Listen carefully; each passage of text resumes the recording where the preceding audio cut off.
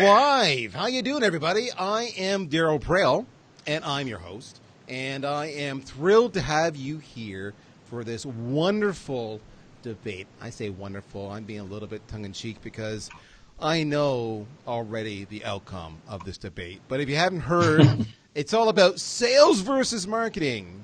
But really, it's not. You know, it is sales and it is versus marketing. But it's the question of who owns the SDR, the sales development rep team.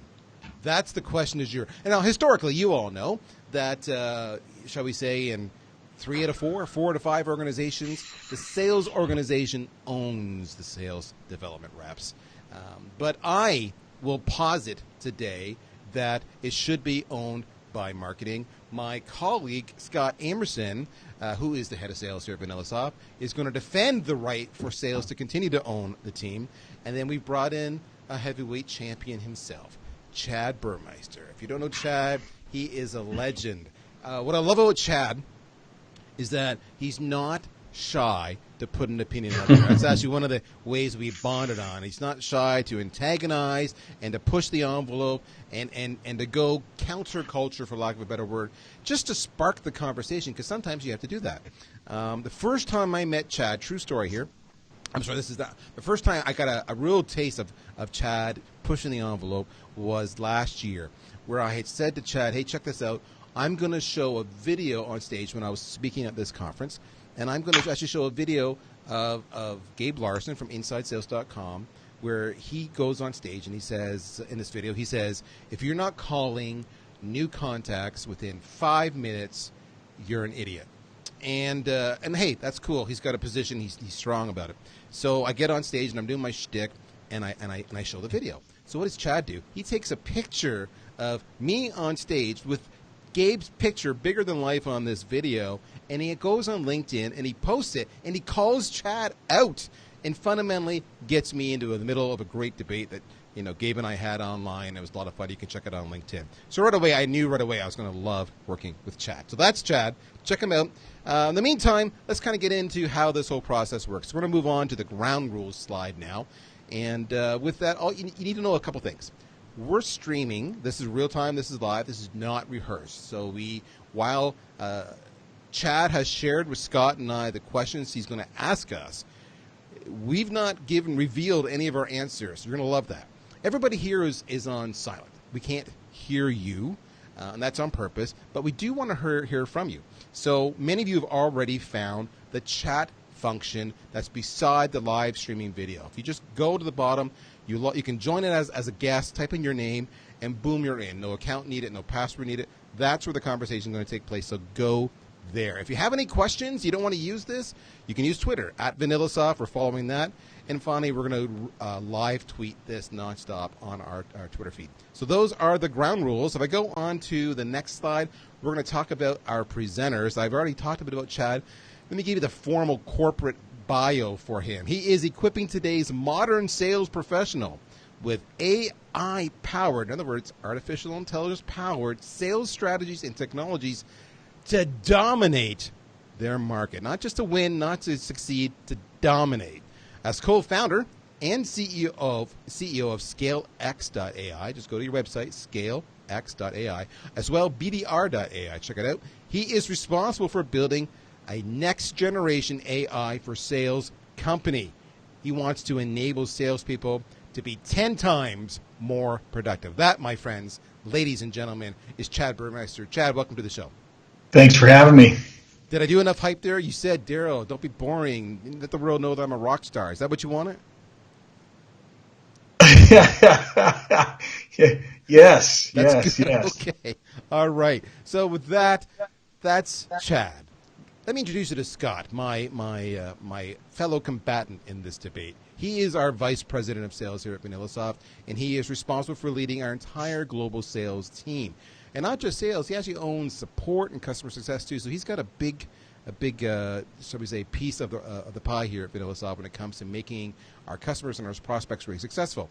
He fancies himself, and I know this to be true, a results-driven professional who brings more than 25 years of sales and executive management experience to the company. He is a proven veteran at building scalable infrastructure for inside sales, sales development, and call center teams by defining key performance indicators, sales processes, and training programs. Scott, dude, welcome to the show, man. Hey, Darryl, how are you? Chad, thanks for joining, buddy. I am well, thank you for asking. And for me, ladies and gentlemen, I am Darryl Prail. I'm on Twitter as Opinionated. You can spell that OHPINION, the number 8 TED. But more than anything, you can find me on LinkedIn. Go there. Lots of rich content. I'm always bringing the debate online, so please go there. Okay, next slide. We're talking about the format. Okay, so straight up, this is nice and simple. We've got 6. It says 5, but we actually threw a bonus one in there just for the heck of it because there was lots of chatter on LinkedIn, and I had to add in a 6th one just because of one recurring question that kept on coming up. So we have 6 statements that we're going to debate. What's going to happen is Chad's going to kind of opine on each of these statements, and he's going to throw it either to Scott or to me. Each of us gets 2 minutes-ish to give our take on it. The other person can rebut, short and sweet. At that point in time, Chad may let us go back and forth. He may shut us down. I don't know what he's going to do. He's the man. He's the arbiter. So we'll figure that one out. Everything's fair game. It could be your opinion. It could be industry stats. It could be anecdotes, whatever you want to make your case. And at the end, you, the audience, are going to vote on the winner. So we have a poll that we're going to reveal at the end. So as we move on to the next slide, and if you see me doing this, I'm talking to my good friend Daniel. Daniel's off screen here. You can't see him. But he's the one changing all the slides and making sure that we sound fantastic. We're going to open up with this one, which is the question of, so who should own SDRs? Before I pass the baton to Chad, because this is when he's going to take over for a bit, this is when you need to have your popcorn ready. You need to, if you can imagine, the sound of a ringing boxing bell going on, because that's what we're about to do. Chad, you tell us when to change the slides. My good friend Daniel will do that. Other than that, the show is yours. Take control, my good friend. Perfect. Well, thanks everybody for joining today. It's great to be here. VanillaSoft has been a major sponsor of the American Association of Inside Sales Professionals for the last 10 years. Ever since I've been a member, I started the Silicon Valley chapter. So thanks to VanillaSoft for continuing these conversations and helping drive the profession of inside sales to the next level of professionalism and performance. So I'm excited to be here. I think what I've learned in working with these two, you've heard from Darryl today, if his Twitter handle doesn't say it enough, opinionated, I would say that describes Darryl very, very well. Scott, on the other hand, I think you'll find is the silent assassin is how I would put it. So I think you're going to find some very good debate here. If we turn the video, though, I do think he does. He has an interesting picture. If you saw on LinkedIn, I don't think we can pull this off right here, but there's a picture of Darryl on Scott's wall. So I think there actually is a love between sales and marketing, but that doesn't change anything. The debate between who owns the SDR team is still here, and it's still a hot topic. So to cue it up, let me just cite some study from the Bridge Group. Everybody's familiar with Trish Bertuzzi. If you're not, you should be. And they did a study every year for several years now, and this was citing from the 2018 study. They've been doing it since 2012. 65% of sales groups of SDR teams sit with the sales organization today. And that means 35% sit with marketing. So about 1 in 3. But the biggest difference is 90% of the outbound teams, some people call that division BDRs, and SDRs for inbound, BDRs for outbound, whatever the naming convention, 90% outbound sits with sales, 53% of inbound sits with sales, which means 47% sit with marketing. So that's the stats, right? And so if you go to the first question, where should SDRs report and why? And if it's okay for me, you said I can mix up the rules. I would also add a part B to the question. And part B is, what will be different 10 years from now? So why should it be with you today? Let's start with you, Darryl. Why do you think, why should you own it now, and what's going to change in 10 years? All right, so this is really simple. So I'll do part A first. Where should they report? They should report to marketing. And let me set some ground rules, some clarification, because there was lots of debate online before we even got started.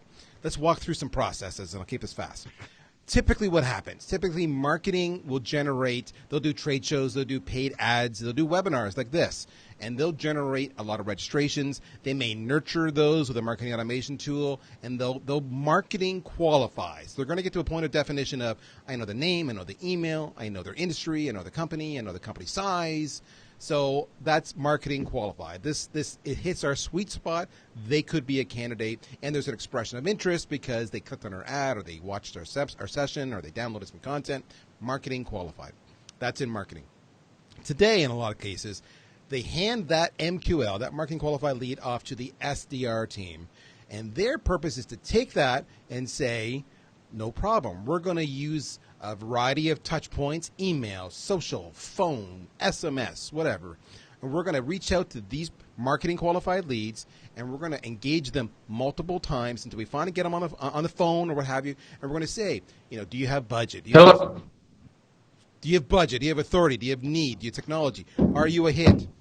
And if you're a hit, then it's deemed sales qualified, and they pass it off to the BDR or the account executive, whatever term you use. What did you just learn there, folks? Marketing qualified, sales qualified, they're doing one thing. They're qualifying. Why are we splitting this? It makes no sense. It should go to the marketing team. They do all the qualifications, so the BDRs, the sales team, is only chasing real, bona fide opportunities. End of story. That's part A.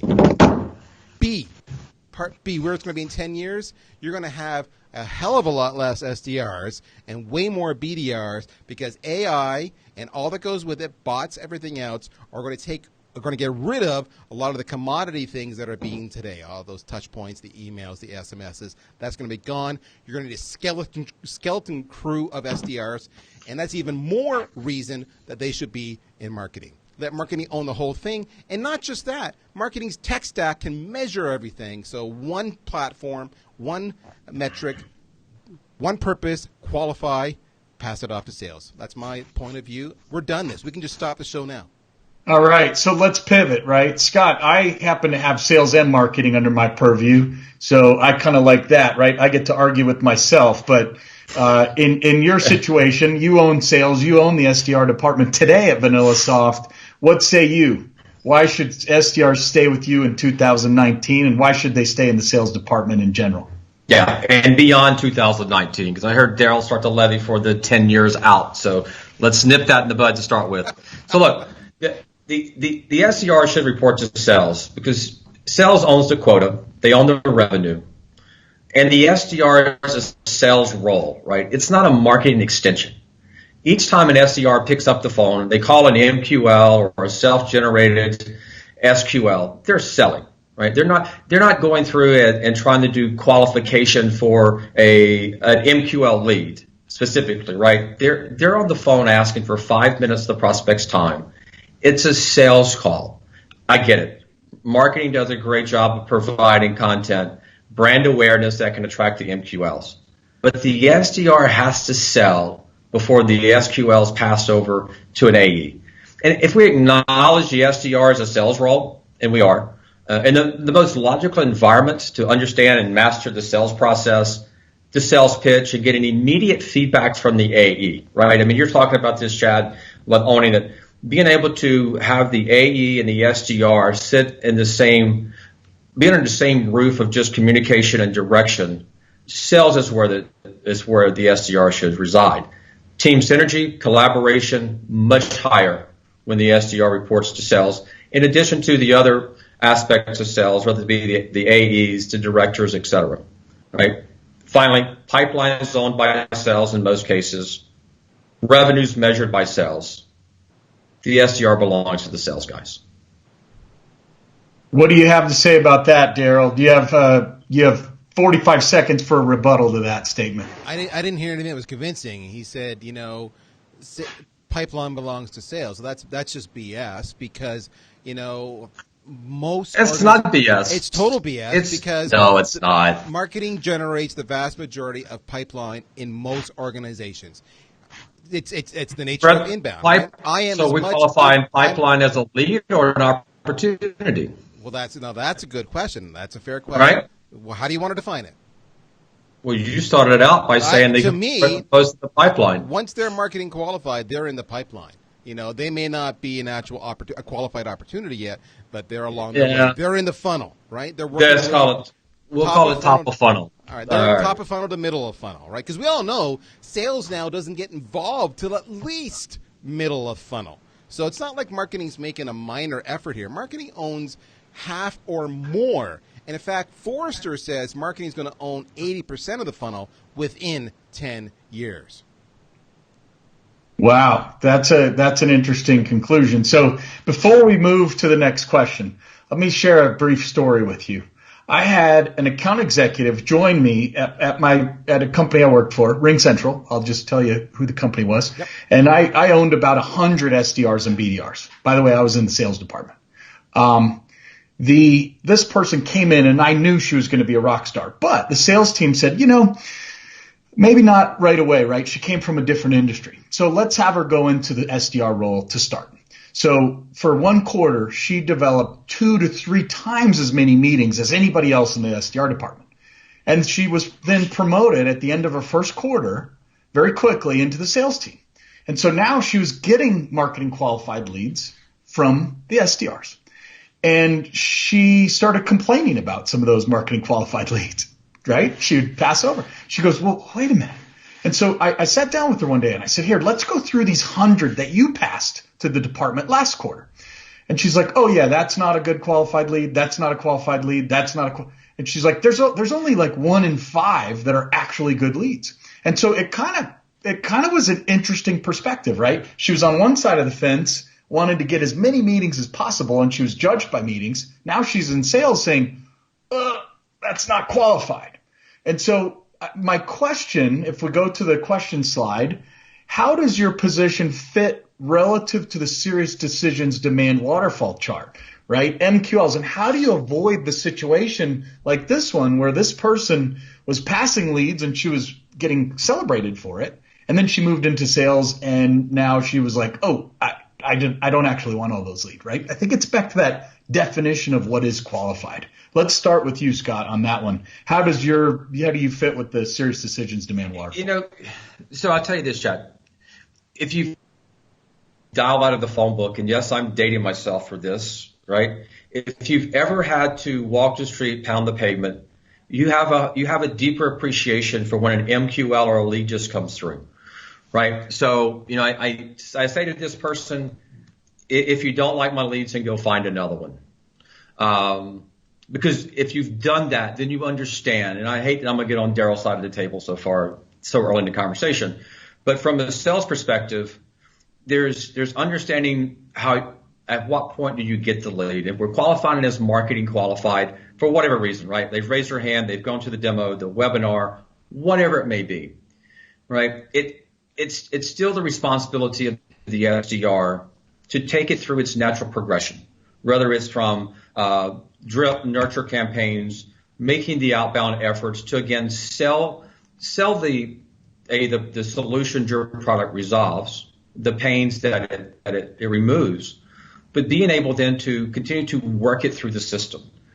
When I look at an SQL, if I got my SDRs who are self-generating SQLs from Navigator, for example, I'm not expecting them to push that into an MQL nurture program. I mean, they've reached out and they have identified that Chad is a prospect, right? He fits our buying persona. He matches the persona. I just simply now to work that lead throughout the SQL process, so that at the end I look at it from this perspective as, if you've had to go out and generate your own book of business, there's a higher level of appreciation for having a lead come through to just discount it by looking at it and saying, this is no good because for whatever variable reasons. Got it. Darryl, how do you fit? It's interesting, right? I've been to a Serious Decisions conference and only once, and so I'm familiar with demand waterfall. I think in a lot of cases that, the conference is built for marketers. I think 90 marketers. So I'm happy to see that Scott's familiar with the term.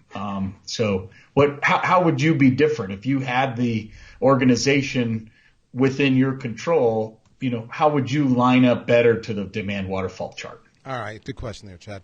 And it's funny because I'm watching the online conversation as it happens, and I'm seeing people talk about, well, marketing doesn't know the zip code, or marketing's not making meetings. Fantastic. Let me tie that into my answer. So the demand waterfall, if you don't know it, it's literally it's a metaphor, if you will. It's the first model, the first framework that was actually put out there by a major research firm, in this case, Serious Decisions, who created a common language for sales and marketing to be able to talk the same terminology and have a mutual understanding. That's why it's so popular. And whereas a buyer's journey goes through a funnel, the waterfall goes from step to step to step, and it falls like a waterfall. All right. So how does the waterfall work? You have the idea of marketing generated leads creating marketing qualified leads. Then it goes down to the SDR role, and they do sales qualified leads, but then goes down to sales accepted leads. And once it's accepted, it's now in the pipeline. It's an opportunity that you're chasing. Now, what's interesting is that the SDR role, or where you're turning the MQL into the SQL, that assumes in the demand waterfall that you're physically receiving leads from marketing that you need to then further qualify. But the other part it does at that stage of the waterfall is it has SGL, sales generated leads. And that's where an SDR is dialing for dollars and trying to make a connection. So they're complementing what marketing's doing. Why does this all matter? Because in those stages of the waterfall, I will posit that no selling is taking place. Me getting a zip code is not selling. Me setting up a meeting is not selling. It just says, hey, you may have a fit, and you fit my ideal profile.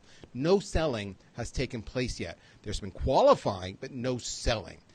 It's only when it gets to sales accepted. I've accepted it. Now I'm chasing it. The sale begins. That's my point of view. Others will disagree with me. But because of that, everything else on a waterfall, MQL and SQL, those stages, even sales generated leads, that's all marketing. It's all marketing. There's no selling. We're just using different tools, different channels, different techniques to find and qualify opportunities for the pipeline. That's it.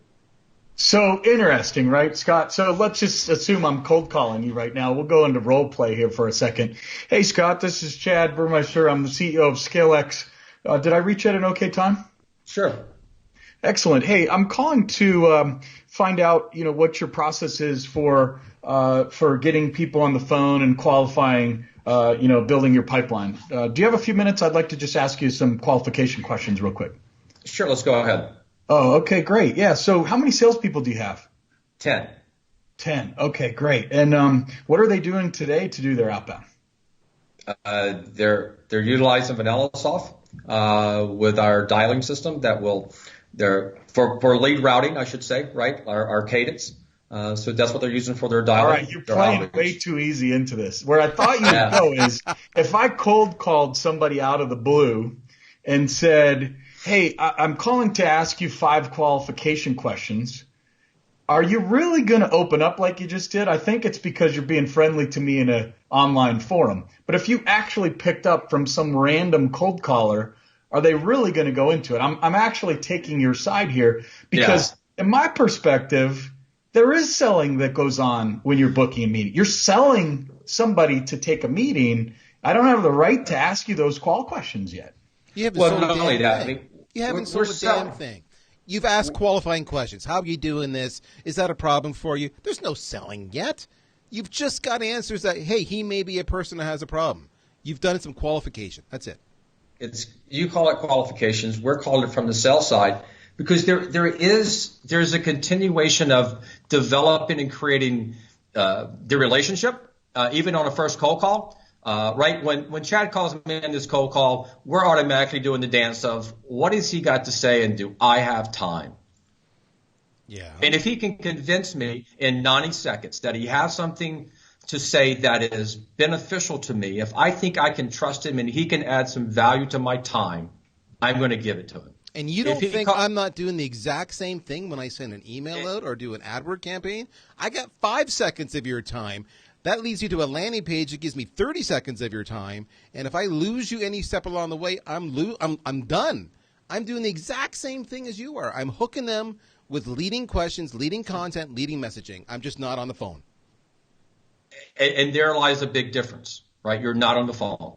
And I think in this case, that's where, in our case specifically, right, we're phone centric.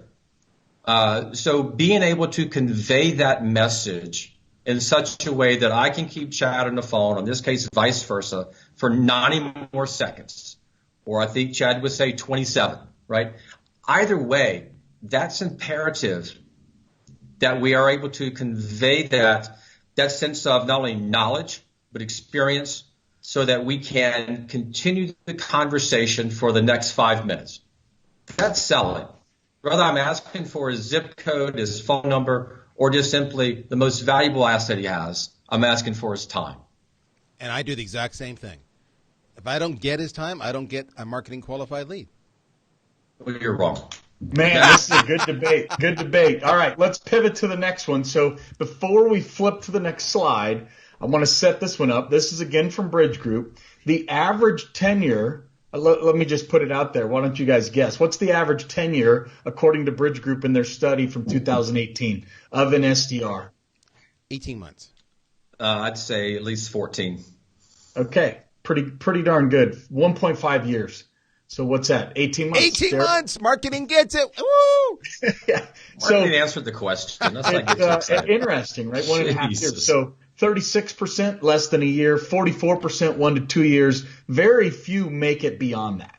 And so I want to frame that up because the next part of the study, there's another part that said, what's the career path look like for SDRs? And it's changed in the last couple of years. Since 2016, it was 58% of people would go SDR to AE. Now it's 69% go SDR to AE. But there's also step-up promotions, right? So people who want to stay as an SDR for 2, 3, 5 years, 10 years. I've had people that have stayed for a long time. And across team, 35%. It used to be 35%. It's moved up to 41%. So thinking about that, career progression and 1.5 years in the role, why would an SDR, if we go to the question, why would an SDR want to report to your department, right? Let's start with Darryl on that one. All right. So, and funny enough, I just talked to someone this morning that knows Gerhard Schwattner from Selling Power quite well. I think they're related. And he was quizzing me and he said, Chad, I lean towards marketing and I want your advice on what type of company should I go to. And so thinking about that conversation and, what would the benefit be of them now reporting into you, Darryl, into marketing? All right. So the beauty of this question is that this is not a sales versus marketing, antagonistic, which side's going to win. In the end, whatever career path you choose is up to you. And I genuinely believe, whether department you're in, you can go either way. An SDR can go into marketing or a marketer go into sales. I believe that. But let me answer the question.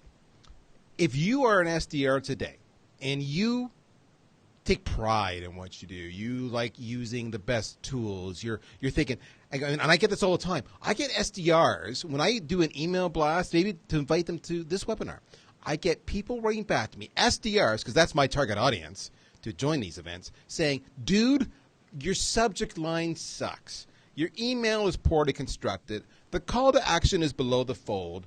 What are you doing? I never used to get that feedback from an SDR, but in the last year, that's what I'm getting. Why? Because SDRs are recognizing I need to have the right tactics, the right tools in my email, in my social engagement, and in my social selling. I want to have the tech stack so I can monitor it and know when to react. I want to know when they're on my website so I can reach out, or when they've downloaded a piece of content or watched my video. Everything I just said there is marketing. So if you like this craft you're in, marketing owns all that, dude. Marketing owns it all. And it's going to change over the next 10 years with AI and bots and everything else. Who's going to implement that? Marketing. So you get to grow in your career doing what you love and evolve with it as it changes and adapts to the new world order. That's why you should be in marketing if you like what you're doing. If you have aspirations of going into sales, that you're an SDR to go to sales, still being in marketing because you get exposed to all the stack, you get exposed to all the different kind of channels, and yet you still have access to sit beside the sales guys in the pit. You can still be part of the sales meetings. I'm still going to send you away for training, just like I would send my Salesforce.com person away for training. Nothing changes. So it's your path. You pick what you want, but it all starts, the foundation, the innovation is all in marketing. That's interesting perspective. Scott, I think we'll pivot to you. Understanding like a website lead that comes in, if you call them, 10 times and you email within 5 to 30 minutes instead of under 5, because apparently according to a study that VanillaSoft did, it's better to wait to 5 to 30 minutes instead of call immediately. Otherwise you're creepy. That's an old 10-year study that said call them in under 5 minutes. I'll believe it because that's what the data says. But understanding those things, to me, this sort of is the science of sales versus the art of sales. And, I've been in the business for a long time, and I used to fall back on the art of sales argument and say, well, it's just black box. Let me handle my own metrics. But having lived and breathed inside of marketing and sales, I give some credence to what your colleague's saying there. What say you? Are you in the weeds to where you can also manage to the metrics and say my inbound lead flow is getting touched quickly and frequently? My conversion rate is 33% for all my web leads. Are you able to handle that kind of intense conversion metrics? Right? Or is it, as Darryl says, he's got a foot pedal to mute his phone right now? I've never even heard of that before. I'm sure with all the gadgetry, he's probably got some pretty advanced thinking and conversions. What say you? He probably has people to do that. But that's a different discussion, right? So to get down in the weeds, sure, right? We can certainly understand when in your example, the web leads come through VanillaSoft, right? When were they touched? How were they touched? How fast were they touched? What were the metrics? What was the follow-up? Why did it move forward? Why did it die? And some of that information absolutely is beneficial for Darryl and his team to help us to restructure, right? To even confirm that we're on the right path. But it's the sales process along the way that provides that data back. To the conversation, why would an SDR report to your department? From the sales side, it really gets down to, is that the path you want to? If you want to move forward in sales, then by all means, the SDR reporting to sales gives a tremendous foundation of what I call the school of hard knocks, right? When you've made 100 calls a day, 100 contacts a day for a year, you've seen and heard most of all of it. I relate it to an ER doctor. If you've done the ER for a year, you've seen it all, the good and the bad, right? So certainly, as an individual coming into a company young, you can hone your skills by working on the product development team. You can get a really good understanding as to what does a product do, how does it solve problems. From marketing, there's content, right? There's branding. These guys show you how to sell the product based off of key search terms. But working day and day with a team of sales professionals who are in hand-to-hand combat, right, with the prospects on a daily basis, that provides a foundation of advancement beyond the sales team, right? Because now you can sit into a product meeting with having a successful path of sales experience, right? If you're successful selling, then you're able to sit in these meetings and be a more contributing member to this is how we actually sell it. I know what you guys are saying, right? I know you're saying this is how it should work, and I know you're saying these are the enhancements. But when you're sitting face to face with this prospect, and Chad, being a sales guy, you get this, right? From a sales perspective, that's where you create a skill set that I think is somewhat unmatched. By being able to go face to face and understand here's where our challenges are and being able to overcome them. Right. So, I mean, from my perspective, being able to, report to the sales team provides a tremendous foundation if you're willing to go through what I just call it the school of hard knocks, right? It's not necessarily, hey, marketing sends me this lead, I call it, I sell it, pass to the AE, wham, bam, away we go. We're making $1 million a year. Anybody who's ever toted a bag, as they say, no, that's just not how it happens. It seems to me there's business. I kind of take the side of both of you on this one, because it seems to me there would be business benefit to the person that I spoke with this morning that wants to go into marketing. He would look at it and say, well, I'm not quite sure if sales is where I want to go. So if marketing currently owns 50% of inbound lead flow, then maybe there's an argument to say, hey, inbound leads are SDR and outbound BDR is owned by the sales department. There could be it depends kind of an answer as where this is headed. The next question parlays off of the last one. So let me make sure from a time perspective, I know we're coming up on we want to make sure to answer your questions because this was the foundation and we want to pivot into some of your questions. So the next one, the good news from the Bridge Group study is that attrition rates of SDRs are actually down. They've been coming down over time. So that's a good thing, right?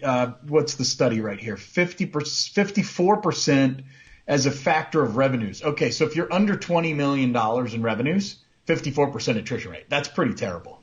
1 and 2 are going to be gone by the end of the year. 20 to 99 million looks like it's more in the 35% range. 100 million plus 30%. So bigger companies are getting good at fostering the development and building a real department around SDRs, it looks like. But if you were to sell, part of it is keeping employees, because if they come in and they leave after 15 months to your company, then you just did yourself a disservice. Sell the audience on what's the benefit, the business benefit of reporting to you, right? At the end of the day, it's pipeline and bookings.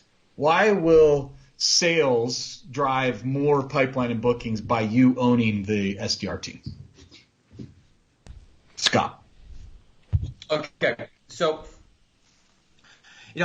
I guess I look at it at 30,000 foot level. In some companies, there's a CRO or demand gen manager, right? I mean, these guys may own both marketing and sales. They have two objectives, so they're marching to the same agenda, right?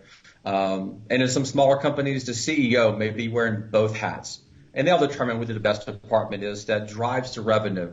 So I think at the top, it becomes a question of what's best for the company, right? Where does it make the most sense for the company that will be successful through their internal objectives, to their shareholders or customers, et cetera, right?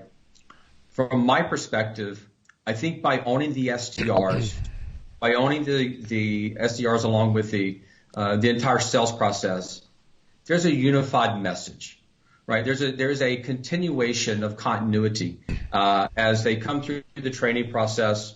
They're moved through, from an SDR training. They're in the sales funnel meetings. They're in the demo meetings. They're ingrained with what the sales process and the culture will be when they advance through to either an AE or a director or inside sales manager, et cetera.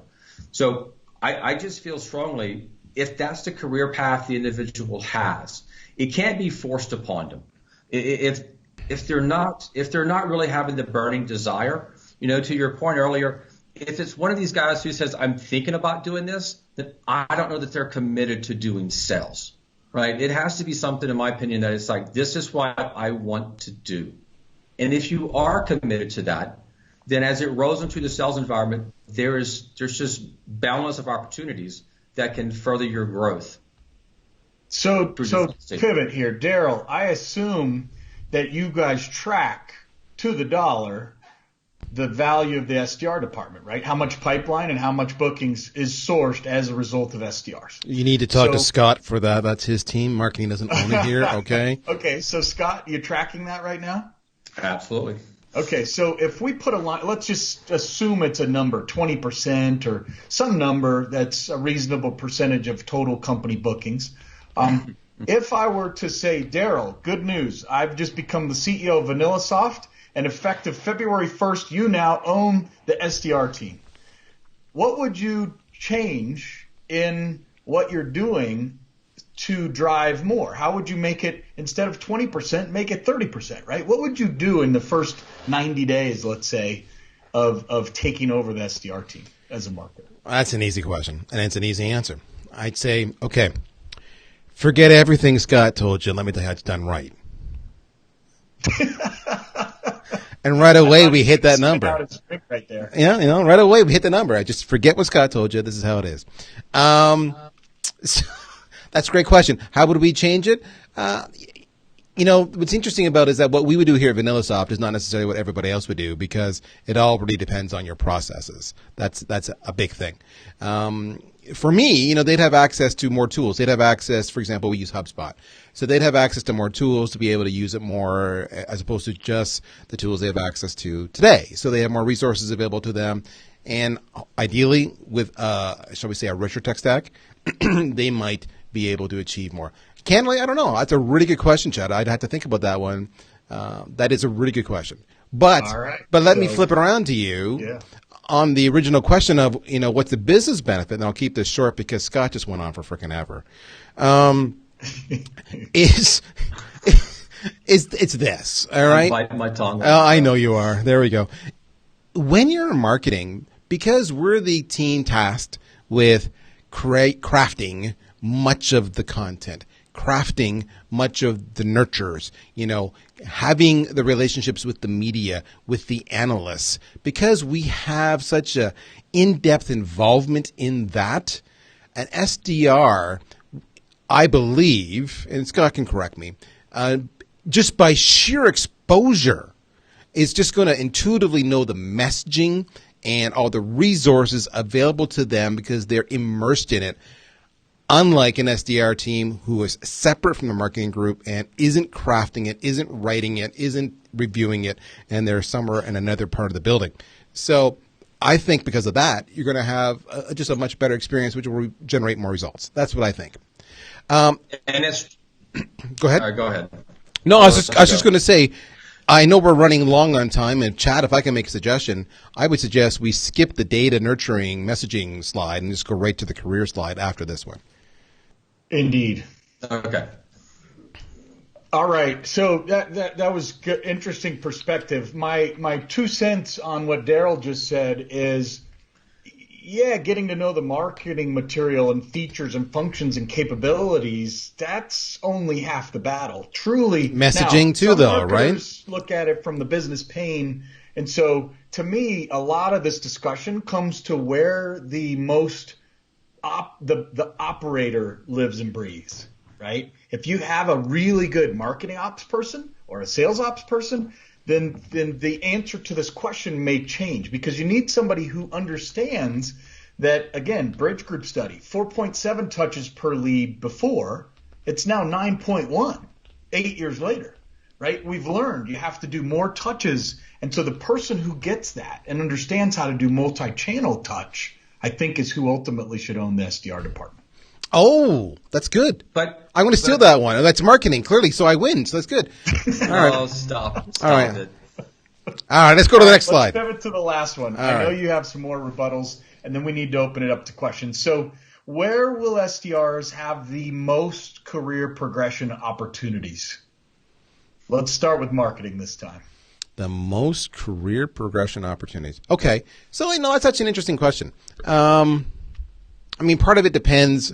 So the context, obviously, for this question is, if I reside in sales, do I have better career progression opportunities than if I reside in marketing, and vice versa? And this actually was a conversation that was probably the number one comment that was brought up over and over again in all the LinkedIn banter that preceded today's live event as we were promoting the event. My answer is biased. Clearly, I'm representing the marketing side, but I genuinely believe you're going to have more career progression. And here's my point of view. Everybody was saying to me, if I'm in marketing, I can't learn sales. And that's just bogus, because you can. All right. If you're in a sales development role, my job, because you report to me, the head of marketing, is to train you. That means I'm going to bring in, the best trainers out there, the Trish Bertuzzi's and, Keenan and John Barrow and everybody else, and get you exposed. I'll get the right books. I'll give you the right tools. That's my job. You've got to succeed. And that also means I'm going to sit you right beside the sales folks so you can, by osmosis, hear what they're saying. And that means you can partake in their pitches in their weekly meeting, because we need alignment. So you're not being exposed to sales, and you are being trained. However, What's your job? You can go from an SDR job to a sales job. That's it. Whereas you can go from an SDR job to a marketing job. Exactly to your point, Chad, where the individual, the story you were sharing was like, I was in sales, but I actually think I want to go to marketing. But what do you want to do in marketing? My gosh, it's like, it's endless. Do you want to be a web designer? Do you want to be an ops person? Do you want to be a content writer? Do you want to do SEO? Do you want to do SEM? Do you want to do PR? What do you want to do? The list just goes on and on and on. So you have more career progression opportunities just by sheer force of reach and touch in marketing than you do in sales, in my opinion. And if you're in marketing, that's not going to impact your progression into sales, in my opinion. My answer. All right. Interesting perspective. I think that's a great argument. I mean, how many SDRs have experience and exposure? Now, again, back to the Ring Central discussion, we reported into sales, and we had weekly meetings with marketing, and for hour every week, and it was a very, very tightly controlled program. So there was exposure, but I think you're right. I think a lot of companies don't have that level of exposure to marketing. So I do see the business value of. That's where, if I could have both ways, I'd love it, right? Let's have one part of the group report to marketing and have another part of the group report to sales. What say you on the last question before we go into the audience vote to see who gets to own the VanillaSoft SDR team? Yeah. Well, there's some days I may give it to Darryl. So Darryl's comments, if you go from sales to marketing, it opens endless opportunities. And he made it sound that if you go from marketing to sales, you're sales, right? That's it. There's nothing beyond just that title, to where I think that's completely wrong, right? I mean, you could become specialization inside sales, whether it be vertical, whether it be industry knowledge, SMEs. You could move into an engineering role potentially. I was reading an article last night. I think over 8% of the tech CEOs were sales backgrounds. None of them were marketing background. So when we start talking about the voice of the customer, and this is one I know Darryl argued with me about, but the sales team has a strong voice of the customer. They understand the needs. They understand the perception of the needs. Being able to now move to take that experience coupled with the exposure to marketing. Let's be serious for a minute. Taking the exposure to marketing, taking the exposure from product dev, other teams, your engineering team, and being able to take all that information and then to parlay it into a sales role, I think makes you a tremendously marketable asset to the company, wherever that road may take you. If you want to end back on the marketing side and utilize your sales experience by firsthand understanding where the lead started and how it got to close one, then I think that's a fantastic opportunity. But the career path doesn't just die within sales. I mean, there are sales leaders, there are sales mentors, there's product managers come from sales. It's a continuation of to what point does the individual want to expand their knowledge base?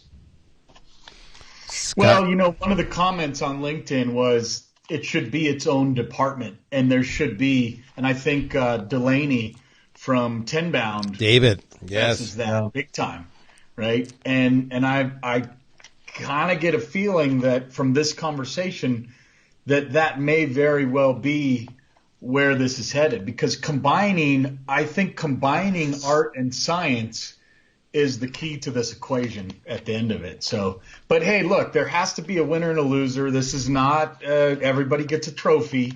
So why don't we can we go to vote now, and then we'll open up to audience questions? We shall do that. So let me borrow the mic from you, Chad, for a few seconds there. We're going to bring up the who won slide. So this is finally where we open the polling, and then we're going to hold back and give you the answers right away. But we want to know who you think won. So to do that, as the slide says here, there's two ways you can do it. One is you can go to pollev.com/VanillaSoft. Pretty straightforward. pollev.com/VanillaSoft. Or if you want to, you can simply text VanillaSoft to 22333. Do that. We shall reveal the results shortly. But we are now in question mode. So in question mode, again, you can send them to Twitter at VanillaSoft, or you can just submit them on the chat window on the page where you're watching this from right now. But we've also got a ton of questions that have come in from LinkedIn. So what I'm going to do is I'm going to have my good friend Daniel go to the next slide here where we see all the presenters, and the logistics on how to vote are on that slide, as you can see at the bottom there. But even more important is you see Chad and my and Scott's contact information. You see how to spell our names. You see what we look like, which you've been doing the whole time. So you should be following all three of us right now on LinkedIn and on Twitter and everywhere else you can find us. And if you're watching this on demand, or you're just feeling inspired now and you have a question specifically for one of us, just email us. Email still works. It's great, man. So send us an email. We're going to leave that up there. Chad, back over to you. Let's take maybe 6 or 7 minutes worth of questions, and then we can do the results on who won. Perfect. I think if Scott would have put that slide up, there probably would have been a phone number, because back to digital versus phone. But hey, marketing built that slide. Let's get someone to call in. That was probably Prail's cell number. Beautiful. All right. So here's I'm going to give you one from LinkedIn first. And this is, here's the question. If marketing owns the SDR team, who's responsible for the demo hold rate, right? I book a demo, I throw it over the wall, and now 3 out of 10 show up, right? I find this is a very real situation. Industry average might be 7 or 8 out of 10, and I see poorly managed teams regularly do 3 or 4 demo hold rate. Who owns the demo hold rate? Is it marketing or sales if it did move over into marketing? I'll let Scott go with that one first, since he owns it today. Since I own it. So if I own the SDR team, then sales owns the hold rate, right? I mean, we're responsible for qualifying the lead to the point upon we pass it over to the AE. So if the system's in place, the process is in place, and we have done our job to the best of our ability, that's stated, and we pass the lead over to the AE, and for whatever reason that doesn't show, then I'm expecting my AE to kick it back and say, I need you to get this guy back on the phone. Right? When I'm looking at the AE role, this is a role that is the closing opportunity. So from a sales perspective, I'm expecting the SDR to make sure they get back in front of this guy, figure out why it didn't show, to make sure we've done our discovery. Are we tight on that? Make sure we have done all of the sales front leg work to ensure that when we pass them back over, we've identified the obstacles, we've identified what some of the setbacks may be, and we've eliminated them, and we've addressed that to the AE. Darryl, I would assume if you own the SDR department, you would say the same thing, right? That's a quality metric. Yeah, I would totally say the exact same thing. Whoever owns the SDR owns that. I'm going to jump in, though, for 1 second, if you don't mind. We're getting some feedback that the text messaging, polling, for whatever reason, God bless technology, isn't working. So if you do want to vote and you tried text and didn't work, our apologies.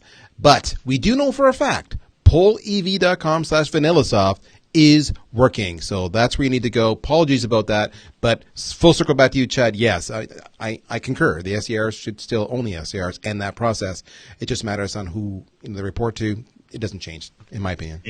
Yeah, I figured. And, to me, there's some tricks and tactics that you can use to keep the demo hold rate up. When do you send the email? Is it the day of? Do you send a text like an SMS? And, this is where I sort of start to side with marketing owning the SDR team, because sales, Scott, you own the number. And so being able to tinker around with, hey, let me test SMS. Let me, I've seen marketing departments have a lot more capability when it comes to technology and just time and resource to apply to things like hold rate.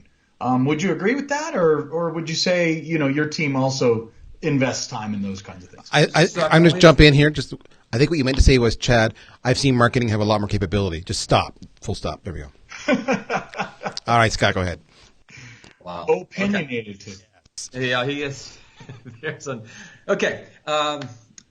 So VanillaSoft, I can speak to VanillaSoft, Chad. I mean, we have the capacity, the capability where we're going to send the follow-up email, we're going to send the text, and that's going to come from the salesperson, right? So can we tinker with those things?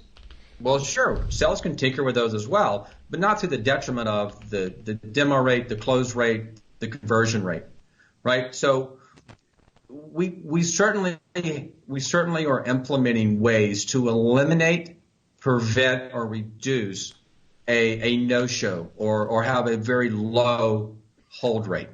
So I don't know how marketing could do it any better, whether it's the messaging, right? Whether it's the timeliness of the email or the text messaging. Yeah, I want to own that relationship so that now my SDR is in contact with my AE, and I'm in the middle of that, understanding where maybe is it falling down, where are we having success, how do we emulate it? Yeah, got it. All right, let's ask another one. Here's a good one. What enabling services are you providing to make sales successful? I think of tools like SalesHood and MindTickle. Eli Cohen came from Salesforce. They provide a really neat tool that helps you deploy sales training methodologies, for example, right? And then have team huddles on a weekly basis. So I wonder, I heard Darryl earlier say, hey, I'd have the team read books. I'd bring in Trish Bertuzzi and Keenan and John Barrows and other people. Where does that, who's the best person? Is it a sales leader or a marketing leader to drive that enablement for these sales development representatives? Is that to me? Whoever wants it. Yeah. So I'll jump in. So I think it depends on the individual, right? But I can speak to what we do.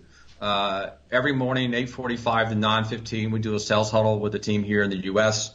Obviously, I've got one in the U.K. and one in New Zealand. That makes it kind of tough. But for the team here, we sit around at 8:45 and just a bullet session of what's the message, what was good yesterday, where do we find success, where did we come up against information that we wasn't prepared for. We talk about the goals and objectives for the day.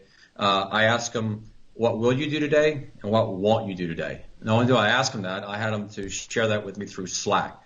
So throughout the day, there's so many metrics that we get caught up in, and there's so many either success or we'll call them short-term failures that I want to have one thing from what I will do and what I won't do today as a checkbox of accomplishment. And it's a pretty small thing. We have a podcast channel, different people that we're following through podcasts. We talk through books. What are some of the things you're hearing from thought leaders, whether it be through the LinkedIn or Twitter, et cetera? We use Navigator, right? SDRs are using Navigator now so that they have a hand in some of their own research. Who are they wanting to target? As well as Zoom Info, some of the other tech stacks. We're also utilizing Refract, right? So there's some coaching that we utilize with our SDRs, AEs, as far as what is the message? Is it on point? Where do we see the breakdown in the communications? Where are we maybe losing the conversion rate? Is it in the beginning? Is it typical sales where we don't know when to shut up at times, right? So those are just some of the services that and some of the, I guess, the enhancements that we use at VanillaSoft. I would suspect, I read recently that the average SDR has, I think, 7 apps in their tech stack. And depending upon where you are, that number can be expanded. Here, we're trying to be as tight as we can about what the process is and what the message is. How do we enhance it? Let me finish with one final thought, and that is, it's a question. It's going to be in the form of a question, but it starts with a thought. So, if you had to give up half of the SDR team, and let's think of it in terms of the pyramid, right? You have enterprise, majors, and mid-market, and then SMB, high velocity, high volume. Which half would you be willing to give up as the sales leader? And then which half, I think, from a marketer's perspective, for Darryl, which half would you ideally think you could make the most impact on, right? So, Scott, start with you. Man, you got to give it up. Sorry, April 1st, April Fool's Day, it's time. Which half of the team are you giving up from a coverage perspective? Enterprise. You would give up enterprise. Okay. Why? Because I don't think that's our sweet spot. right? That's not where we're marketing our efforts to. I think our customer lies in this SMB to mid-market. We do have enterprise customers, and we will attract enterprise customers. But as far as having an SDR team that is on the phone, linked with a message, I want them focusing on where I know we make a difference. I want them focused on where I know our product resonates. We know, and we have proven case of where we're successful with that size company. So enterprise, I think we're growing to that. I just don't think we're there now. All right. Darryl, if you could, grab half the team, which half would you want under your purview if you had to take half the team on April the 1st? If I had to take half of the team, which segments would I want to focus on? Which segment would you think you could have the most impact on? SMB. SMB. Okay. And I'm going to stop you here, lads, because we keep on going. It is top of the hour, so we're going to wrap it up. And we're going to take this online, of course, to continue the conversation on LinkedIn, so stay tuned for that. If you registered, you're going to get a copy of this in your inbox in a handful of days. You can watch it again. You can cut us up. You can share little snippets. You can get Scott's funny face or my funny face or do whatever you want to do. But in the meantime, we're going to go out and we're going to announce the results. So I'm looking at my good friend Danny. Are we going to share or are we going to let me announce what we want to do? Share it. You may not. I know the numbers already. I'm going to verbally give you the numbers. And Dan works on your team. Well, here we go. It appears to be kind of showing. Do we see the numbers? I'm not seeing the numbers. Here's what the numbers are. Yes, Dan works on my team. We have a very close battle. But when the numbers came down to it, it was 47 to 53. And the winner of this debate is Scott Amerson. Wow. That is fantastic. 50-50. That's pretty. 50-50. I think with the margin of error, it's 50-50. And actually, I think that's kind of funny because in the end, we kind of guessed what we thought would be. And I think we all agreed in the end. The answer is it depends. And you saw that in the LinkedIn comments. It depends on the leadership. It depends on what you're selling. My whole objective here was simply to say, listen, it doesn't have to reside in sales, and there are times when it might make sense to put it in marketing. So don't just don't shut it down and assume that's where it goes. I personally want every single listener to walk away from this to say, there's been some good arguments made. Let's go back and figure out what makes sense for our organization. Outstanding. And my last comment would be, as AI comes into sales and outbound starts to feel more like inbound, you see the 50% of marketers own inbound right now, and that's been on the rise over time. As outbound feels more like it's inbound and there's more science to it, to outbound, and less art, I think we'll find the equation shift from 90%. Certainly, and I think it'll start in SMB, right? In the high volume, high velocity, that's where if you can have a dedicated operator type person, I believe that starts to shift to marketing. It probably goes 90, 85, 75, and it'll slowly go down over time. I could be wrong. Time will tell. Sales rocks. So just there's some banter going on online here on the chat window, and I think the consensus is that Scott's team all voted for him, and that's the only reason he won. So we're just putting that out there. It's called quota. All right. Wow, with that, it's been a pleasure, gentlemen. It has been a pleasure today, and go VanillaSoft. We appreciate all your support at the AAISP over the years. We're active in that. We're active with the Enterprise Sales Forum. It's all a community, guys. So with that, let's just wrap up a few things here. I had fun today. And the whole point of these conversations, bringing in thought leaders like Chad, is just to keep on, having those discussions with the community. Thank you for joining us. Join us for the next time we do this. We do this all the time. And if you like today, it'll be more of this every time we do these. Chad is brilliant. Check out scalex.ai. Check out bdr.ai. And please follow him on social media, LinkedIn. He's brilliant. He's really active. Lots of great content. Rip off all his connections. If you want to build your network, just follow his. In the meantime, on behalf of VanillaSoft and my colleague, Scott Amerson, Thank you for your time today, folks. We will talk to you real soon. You take care. Happy selling. We'll see you soon. Bye-bye.